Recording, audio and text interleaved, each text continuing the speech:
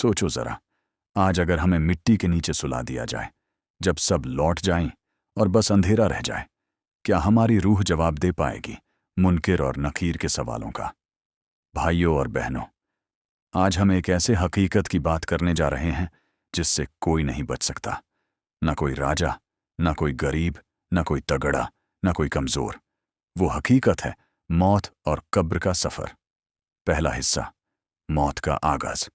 जब मौत का वक़्त आता है तो आंखों के सामने दुनिया फीकी पड़ने लगती है। जिस जिस चीज़ से इंसान मोहब्बत करता था वो सब धुंधला जाता है। रूह अब जिस्म से अलग होने लगती है।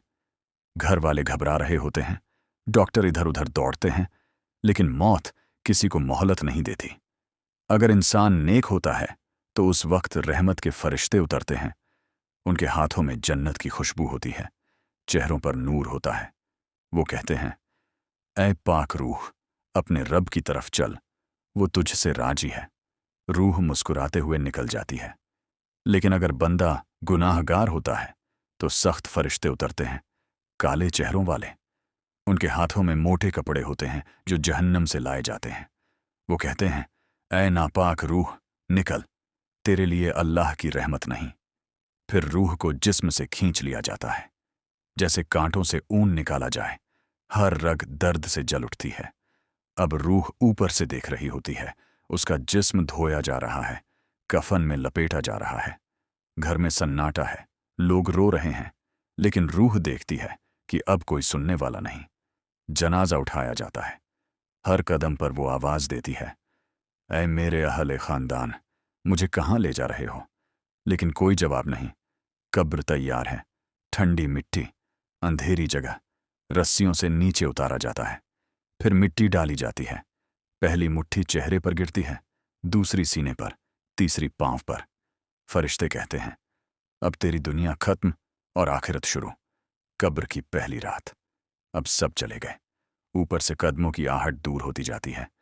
सन्नाटा, अंधेरा और एक अनजान डर। रूह अभी तक समझ नहीं पाई कि क्या हो रहा है।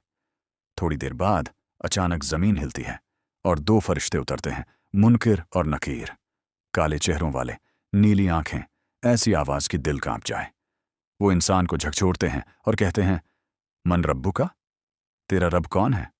माँ दीनू का, तेरा दीन क्या है? माँ तखुलु फी हजा रजुल, इस शख्स मुहम्मद सल्लल्लाहु अलैहि वसल्लम के बारे में तू क्या कहता था?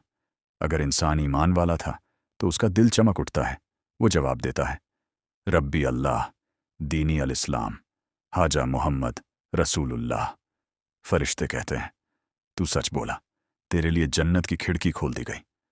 कब्र फैल जाती है, रोशनी फैल जाती है और एक ठंडी हवा आती है जन्नत की तरफ से। लेकिन अगर बंदा गुनाहगार था, जुबान नहीं चलती, डर से पसीने में डूब जाता है। फरिश्ते सख्ती से कहते हैं, तू झूठा निकला। कब्र तंग हो जाती है, इतनी कि पसलियां एक दूसरे में घुस जाती हैं। ऊपर से मिट्टी का दबाव, नीचे से अंधेरा, और अब शुरू होता है अजाब। कब्र में वो रूह अब अकेली है, कोई साथी नहीं, कोई आवाज नहीं। अगर वो गुनाहों में डूबी थी तो सांप और बिच्छू आते हैं जो दिन में 70 बार डंक मारते हैं। हर डंक का दर्द पूरी रूह में फैल जाता है। अगर उसने नमाज छोड़ी थी, ज़कात नहीं दी थी, लोगों का हक का मारा था, तो हर गुनाह का अजाब एक एक करके आता है। लेकिन अगर वो नेक थी तो फरिश्ते उसके पास बैठते हैं, कहते हैं, सो जा, ऐसे जैसे दुल्हन सोती है। कब्र जन्नत का बाग बन जाती है, रूह को जन्नत की खुशबू मिलती है। पहले 7 दिन रूह के लिए बहुत भारी होते हैं। हर दिन नए हालात होते हैं। पहली रात सवाल जवाब का, दूसरे दिन कब्र का माहौल समझने का, तीसरे दिन हिसाब के डर का। कहा गया है कि रूह को अपने घर वालों की हालत मालूम होती है। अगर उसके लिए फतेहा, सदका या दुआ की जाए तो कब्र में उसे सुकून मिलता है, रोशनी पहुंचती है। लेकिन अगर घर वाले बेखबर रहें तो रूह तड़पती है, कहती है, काश कोई मेरे लिए एक दुआ कर दे। 10वें दिन का हाल, अब 10 दिन बीत चुके हैं। रूह अब कब्र के माहौल में ढल चुकी है। अगर वो नेक थी तो हर दिन नूर बढ़ता जाता है। फरिश्ते आते हैं, तस्बीह पढ़ते हैं और वो सुकून महसूस करती है। लेकिन गुनाहगार रूह के लिए हर दिन अजाब और सख्ती बढ़ती जाती है। कभी आग की लपटें महसूस होती हैं, कभी आवाज़ें, तूने नमाज क्यों छोड़ी, तूने तकब्बुर क्यों किया। हर गुनाह अब सामने आने लगा है। 20वें दिन का सफ़र। 20 दिन के बाद रूह को एहसास होता है कि अब ये दुनिया वापस नहीं मिलेगी। अगर वो नेक थी तो अब कब्र उसके लिए जन्नत की राह बन चुकी है। रूह को हर नमाज के वक्त जन्नत की खुशबू आती है। वो कहती है, या रब, क़यामत जल्दी ला दे ताकि मैं जन्नत पहुंच जाऊं। लेकिन गुनाहगार कहता है, या रब, क़यामत कभी ना आए, क्योंकि वो जानता है कि आगे का सफ़र और कठिन होगा। 40वें दिन तक। अब 40 दिन पूरे हो चुके हैं। इस वक्त रूह का हिसाब अपने अमाल पर चल रहा होता है। हर नेकी, हर गुनाह का असर अब सामने आता है। अगर दुनिया में नेकियों का सिलसिला जारी है, जैसे किसी ने मस्जिद बनवाई, किसी को इल्म सिखाया, किसी ने सदका जारियां किया, तो उसकी रूह को अब भी सुकून पहुंचता है। लेकिन जिसने गुनाह छोड़े नहीं, जो लोगों का दिल दुखाता रहा, उसके लिए अब भी कब्र में सख्ती जारी रहती है।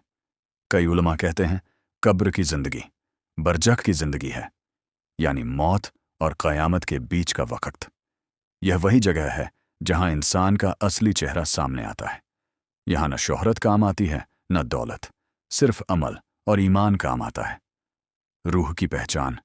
कुछ रूहें ऐसी होती हैं जो एक दूसरे को पहचानती हैं। अगर दोनों नेक हैं तो मुलाकात होती है। वो कहती हैं, भाई तू भी आ गया, कैसे रहा तेरी दुनिया का सफ़र। लेकिन गुनाहगार रूहें अंधेरे में फेंक दी जाती हैं, जहां रोशनी नहीं, आवाज़ नहीं, सिर्फ तन्हाई और पछतावा। 40 दिन बाद का सुकून या सज्जा। 40वें दिन तक अल्लाह ताला अपने कुछ बंदों को कब्र में स्थिर कर देता है।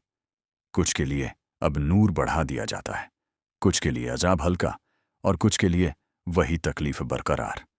अगर घर वाले रोज़ाना कुरान पढ़ते हैं, दुआ करते हैं, सदका देते हैं, तो हर लफ्ज़ की रोशनी कब्र तक पहुंचती है। रूह कहती है, या रब, इन लोगों पर रहमत कर जिनकी वजह से मेरी कब्र रोशन है।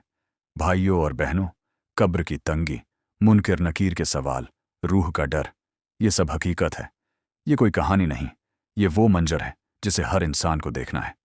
आज हमारे पास वक्त है, कल कब्र में सिर्फ अमल साथ जाएगा, न दौलत, न शोहरत, न रिश्तेदार, सिर्फ ला इलाहा इल्लल्लाह मुहम्मदुर रसूलुल्लाह सल्लल्लाहु अलैहि वसल्लम। इसलिए आज तौबा करो, नमाज की पाबंदी करो, किसी का दिल मत दुखाओ, कुरान से रिश्ता बनाओ, ताकि कब्र में तंगी नहीं, रोशनी हो, कब्र में अजाब नहीं, सुकून हो। और जब फरिश्ते पूछें मन रब्बु का, तो जुबान से अपने रब का नाम निकले, रब्बी अल्लाह। अल्लाह ताला हम सबको कब्र की तंगी, अजाब और डर से महफूज रखे, और हमारी कब्रों को जन्नत के बागों में से एक बाग बना दे। आमीन।